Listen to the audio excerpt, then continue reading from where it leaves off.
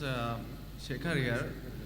I'm so grateful to the IRF that we get this opportunity to ask you some questions. And for the first time, I've seen you, and I'm glad that I can ask you a simple question. I am a businessman, and one of my only hobby is studying religions. So one of them, obviously, being the Quran. So my question is fairly simple. I really liked what you spoke about Aisha. That was a very wonderful thing that you said. So my question is fairly simple. I'll make it very small. But I really hope that I have the opportunity to cross-question you after you answer me on your answer. Thank you. So we see in Muslim, book number 4, number 2127, wherein it says, a part of it that is, he stuck me, Aisha, on the chest, which caused me pain. Further down, if you look at Mishkat al-Masabi, volume 2, page number 690, repeated again in Muslim, book number 9, number 3506, a part of it, I'll just get to the point, wherein Umar is trying to say to the Prophet, or rather trying to make him laugh. He says, Messenger of God, I wish you had seen the daughter of Khadija, where she asked me for extra money, and I got up and slapped her on the neck. God's messenger laughed and said, they are around me, as you see, asking for extra money. Abu Bakr then got up, went to Aisha and slapped her on the neck, and Umar did the same to Hafsa. Now we see something of a pattern coming in. Then if we just jump to Quran chapter 4, verse 34, and those wives you fear may be rebellious, admonish, banish them to their couches and beat them. Now, as I understand from your talk, that there is equal punishment for both man and woman. I'm not contending whether they should be beaten or not. My point is, what is the right of the woman if the man is wrong? Because he gets to beat her up. Brother asked a very good question, and I give you the right to cross-question me after the answer. It is granted. The brother quoted hadith of Sahih Muslim and Mishkat al-Masabi. Do you know the relationship between Hafsa and Hazrat Umar? Well, I've not really got to the point that much. I'm still studying. Do you know the relationship of Aisha and Abu Bakr? May Allah be pleased with them both. Her father, if I'm not mistaken. That's right. I'm asking you a question. Are you married? Yes. Yes. Do you have a daughter? 2 of them. 2 of them, fine. I get to go to heaven. Sorry? I get to go to heaven. No. If you bring them up correctly, I remember with that. love and compassion, then you'll go to heaven, otherwise not. But, just kidding. But that is only righteous deed. Without iman, you can't enter Jannah. So for you to go to heaven, besides upbringing your 2 daughters correctly, you have to follow the laws of the Quran and the Sahih Hadith and be a believer. I understand. That we'll discuss after answer to you. I understand. After answer, inshallah. I'm asking a simple question. Suppose your daughter, if she wants to jump from a 10-story building, what will you do? I'll stop her. Is she adamant? What will you do? Point, yeah. You get the point, very good. If she wants to jump, no, I want to go. I want to fly like Superman. Dad, you are preventing me from being a Superman. What will you do? Well, I'll stop her, obviously. Will you slap her or not? If required. She says, no, I want to jump. What will you do? Well, I can ask it the other way around. What I'm if asking, my wife brother. sees... I'm asking. If she wants to jump from the 10-story. I will hit her.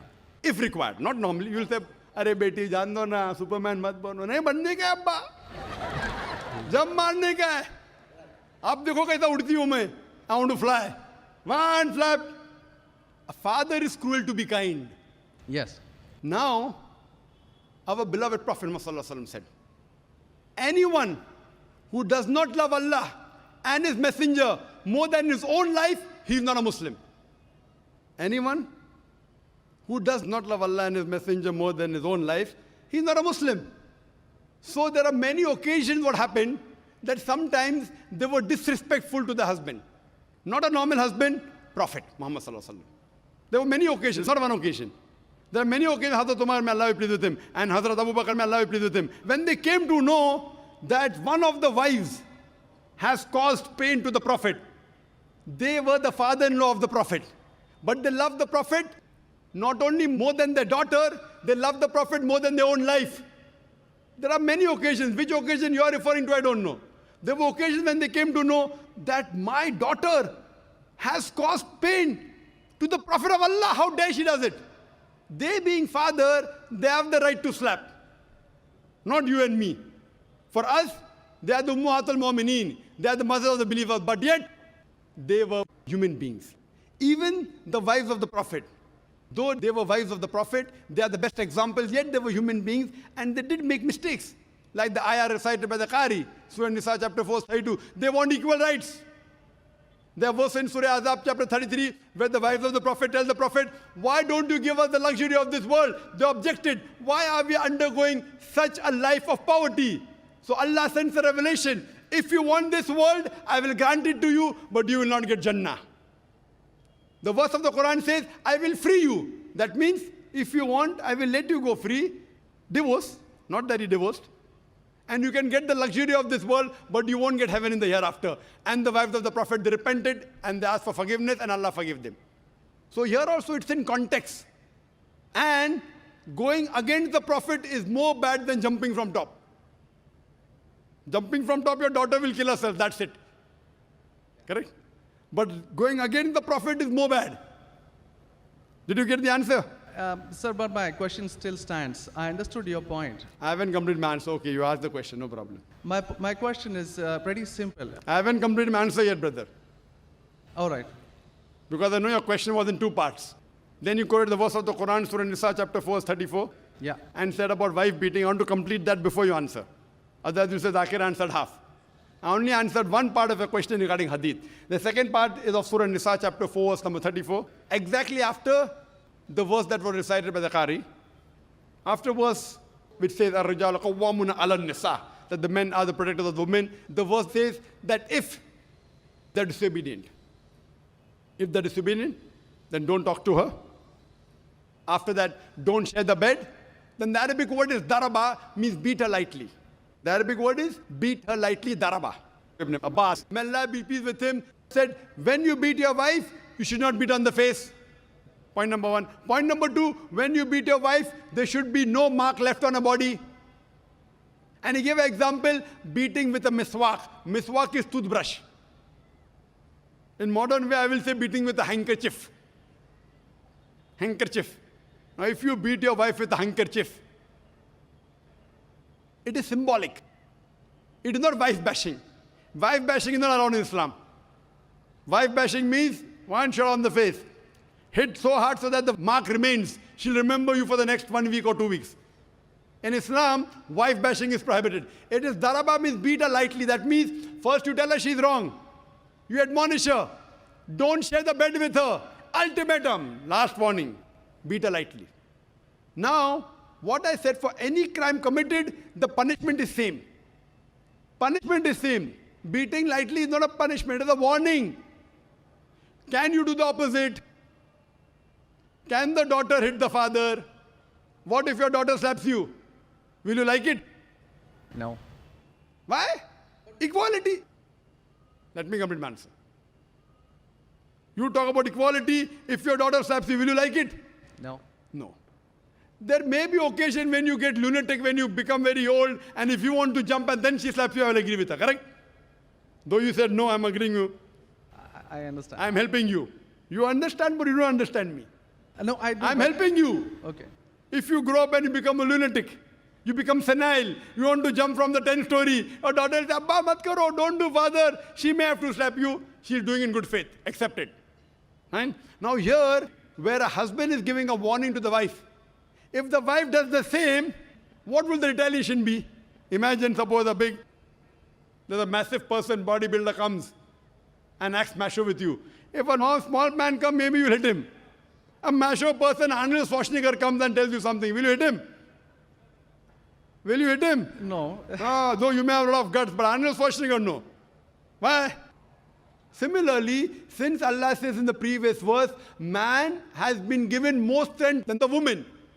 So a physical warning, a symbolic warning, a man can give to a woman can't give to a man. A woman can't. There are other things. There are other things she can do.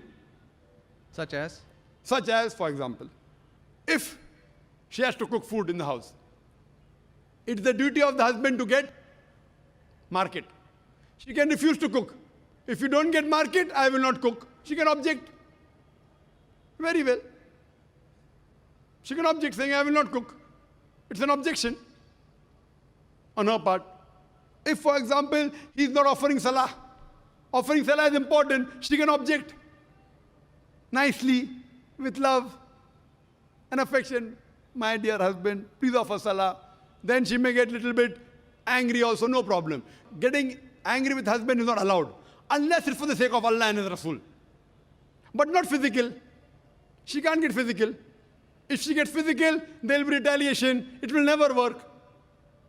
Imagine your wife slapping you. Will you leave her? Fine, you may say, Jando. So, what do you realize? This is a symbolic beating. What the Western media has done, they portray as though it is wife bashing. Where is wife bashing? You know the hadith also. So, because of that, Islam is the best way of life. It shows you how to lead life with your wives also. Hope that answers the question. If you have any counter question, you're most welcome, brother. Yes, actually 2 points on that. Primarily, the first thing that you said is a daraba, which means basically tapping. And as I understand from the Hand's Word Dictionary, it comes from the word idrib. And now, if you look at it, the Arabic word is used in 2 ways. One, to strike up a poem, the word idrib, from which the word darwa is taken out. The first is to strike up a poem, and the second, which is used 12 times in the Quran, is a physical action of striking. You said strike off? Strike up a poem, or strike second, up a poem. Strike up a poem, metaphorically. Second part is the physical action of striking. It's used again in Surah 8:12, wherein it about an angel strike off their heads, strike off the very tips of their fingers. The same word is used. So how can the same word be interpreted there as lightly, but here as very good question. The second part. Very good question. Very good question. The second part is that if we come back to Sahih Bukhari, volume 7, number 715, again, the respectable, I truly mean that, respectable woman Aisha, a great scholar, I read about her, narrated, Aisha said that a lady came wearing a green veil and complained to her, that is Aisha, and showed her a green spot on her skin caused by beating. It was the habit at that time for women to support each other, means when they get beaten up, so you support each other. So when Allah's messenger came, Aisha said, I have not seen any woman suffering as much as a believing woman. Look, her skin is greener than her clothes. That was my second part. As for second part, I'll answer first, and first part, I'll answer second. No problem. She's complaining to the Prophet that somebody has done injustice to her. It doesn't end saying the Prophet agreed with it. If someone has done injustice, if we read ahead in some other hadith, the Prophet may have done justice to her. It doesn't say that someone beat her and the Prophet agreed with it. Correct? She is just reporting that maybe there is injustice done to a woman. That's it. The moment she's complaining means she's disagreeing with it. She didn't say, Prophet, I heard a very good thing I saw, that the woman was beaten up. The moment she's complaining means the wife, Hazrat Aisha, may Allah be pleased with her, disapproved of it. So the lesson we get from this is, no one should beat the woman such a way that she becomes green. But sir, see, the exact statement she makes is that I have not seen any woman, that's Aisha herself, it's not my interpretation, I have not seen any woman suffering as much as the believing woman. So we see at the time of Muhammad that women were really in very, very bad shape, even though... You know there are hadiths saying, I have not seen a person, a believing person like Hazrat Bilal suffering. What was he suffering from? His master tortured him and said, don't say there's one God and I will leave you. Hazrat Bilal, may Allah be pleased with him, on that death stone, he's agreed to die. He will say, I will not denounce Allah. I will keep on saying, La ilaha illallah Muhammad Rasulullah. There is no God but Allah and Prophet Muhammad is a messenger. He's taking the pain. That means if I say Hazrat Bilal is a believer who is being tortured, that does not mean that what act that being done on Hazrat Bilal, may Allah be pleased with him, is right. It is wrong. but he's a believer who's taking the pain. In this context, we have to see the context and go to the Shara. You have to see Fath al-Bari, and what was the woman? What was she? Who tortured her? Was it the master? Was she a slave woman? You have to go to the Shara. I'm not a muhaddith. I'm telling you what the answer can be. You have to go to the Shara and find out. Why was she? Who hit her? Who beat her? Did the husband do? Was the husband a believer? There are 10,000 reasons. But Just sir, because- excuse me, in Mishkat al-Masabi, Brother Shekhar, volume 2. Brother Shekhar, Yes. what I would like you to do, there are so many people waiting at all the mics. Precisely, concisely, I would like you to put your question in a few words and then close. Because you got such a big sheaf of papers, there are many people I see waiting with small slips just or one something. question. So we cannot allow this whole thing to go on. This is not a debate session. It's a question and Brother. answer session. I want you to put your question in the next 4 sentences. Let Dr. Zakir answer so that all the many ladies standing there here also get a chance. We have exactly 1 hour, 12 minutes left.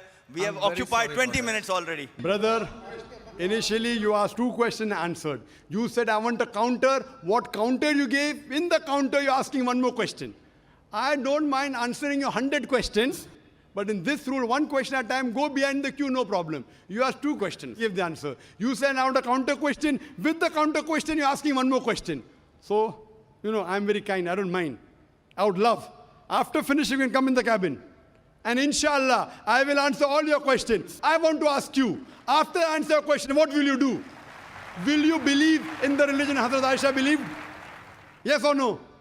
I yet have to answer your counter question. Well, it's not just this one point. There are many, many more. I'll answer inshallah all. How many are there? 10, 20, 50, 100? How many? Well, we can sit on that. How many approximately? Well, there are many more. I've not How really many? counted them. 10, 20, 100, 1,000, 10,000? How many do you have now in your mind? Well, I do have. How many? 10, 20, 30? How many? Yeah, probably quite a few. Maybe, Quite a few is how much? 5 or 10? Approximately. I don't know, maybe 100 questions. 100 questions you have? Brother, after this session is over, we sit together. Okay? Write down all the 100 questions. Inshallah. Inshallah. I will try and answer everyone. Okay? I request you. We'll spend the full night together. I don't mind, because you're a seeker of truth. And I'm also a seeker of truth, and my job is to try and clarify the truth. Not that I'm a scholar. I will try and answer all the 100 questions. But I doubt whether you'll be able to write 100 questions. I doubt. Coming to your main counter question, brother. That will be basic counter question. Counter question of yours is that daraba has got 2 meanings. One is strike off the head. You ask me then, how do you come to know which is correct? Correct? Exactly. In the counter question, don't ask 1 more question. That means you're breaking the rule. Sir, I'm just refuting what you said. Not refuting. See, you asked a counter question. Counter question was of daraba has got meaning of striking. That is the counter question. In that counter question, you asked 1 more question. You can't ask 1 more question in a counter question. You can ask 1 counter question, but that was a fresh question that you asked. Now coming to your question of daraba. You said striking, I agree with you. How do you come to know one time it is lightly beating, one time it is striking of the head? You know the verse in the Quran is there, in Surah Maryam, chapter 19, verse number 47. Mary, may Allah be pleased with her, she says, when Archangel Gabriel says that you shall have a son. So she says, how shall I have a son when no man has touched me? How shall I have a son when no man has touched me? Now if you go to the Lugha, your hands-wear dictionary, all lanes, I believe you read my dictionaries, all this you can get on the internet. It's not difficult. You go on the internet and type, you'll get 100 questions against Islam. Not 100, you'll get 1,000. Very easy. Not that a person has done research. If you had done research, you'd have come to know who was whose father and who was whose husband and mother, everything. But you go on the internet, you get this very easy. Now, the Arabic word masa has got 2 meanings. Physical touch, it means sexual touch. So when Mary, may Allah be pleased with her, she says, how shall I have a son when no man has touched me? It is understood. It is not physical touch, it is sexual touch. Correct? Yes. Similarly, there are several verses in the Quran. Now, when there are 2, 3 meanings, even both can be correct or one can be correct. To have more details, you go to the hadith. Hadith is the commentary of the verse of the Quran. Correct? Maybe the same word has got 2 meanings. In that verse, it means meaning number 1. In the second verse in meaning number 2. Hadith is a commentary. So when we go to the hadith of this Surah Nisa, chapter 4, verse 34, talking about daraba, there the Prophet said, do not beat on the face. Do not leave a mark. Beat like a toothbrush. I gave the answer, but you were so much concentrating on the notes you have that you forgot my answer. If you have heard my answer, that if there are 2-3 meanings, all meanings may not be right. Maybe one is right, maybe 2 are right, maybe all 3 are right. Therefore, you have to go back to the Prophet. The Quran says, Atiullah, Atiur Rasul. Obey Allah and obey the Messenger. So when there are 2-3 meanings, you have to go to the hadith and find out what did the Prophet mean by that word. So there when it says strikes off that, it means strikes off. Here it means strike lightly. So therefore, if you know the supplement to the commentary of the Quran, it's the hadith. Without the authentic hadith, you cannot understand Islam. So a prophet said, it means beat lightly, like beating with a toothbrush, don't beat on the face, don't leave a mark on the body. So these are the guidance given by Rasul. Therefore, it is obligatory that besides the Quran, you have to follow the authentic hadith. Hope that answers the question. And inshallah, I'll wait for you after 10 o'clock in the speaker's lounge, inshallah. Yes, Brother Shekhar? Thank you. And I'll be since you there. have 2 daughters, you said you have 2 daughters and you want, sorry? And one son. The son, there's no hadith saying the son will take you to Jannah here. Yeah. If he becomes the pious son, and if he prays for you, inshallah, even he will be a pathway to Jannah. What I want to see to it that besides good deeds, you even have faith. Faith is one of the important criteria to go to Jannah. And since you have an urge to go to Jannah, to paradise, inshallah, I pray to Allah subhanahu wa ta'ala, may He make me the zarya, the pathway to take you to Jannah, inshallah.